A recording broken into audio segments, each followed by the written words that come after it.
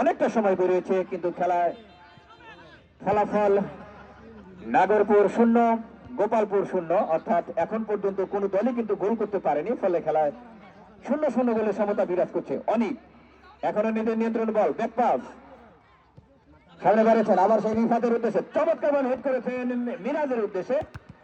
মিরাজ থেকে আবার রিফাত, রিফাত থেকে মাঝমাঠে বল আবার সজীব, সজীব সজীব থেকে নাগরপুরের 8 নম্বর জার্সি পরেছে খেলোয়াড়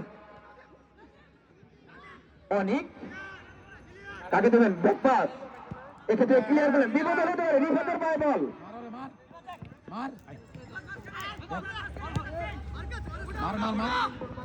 আবারও সেই রিফাত সামনে বাড়িয়েছেন, বিপদ হলেও হতে পারে, ক্লিয়ার করলেন অনিক ঘোষ। অনেকের নিয়ন্ত্রণ, বল সামনে বাড়িয়েছেন,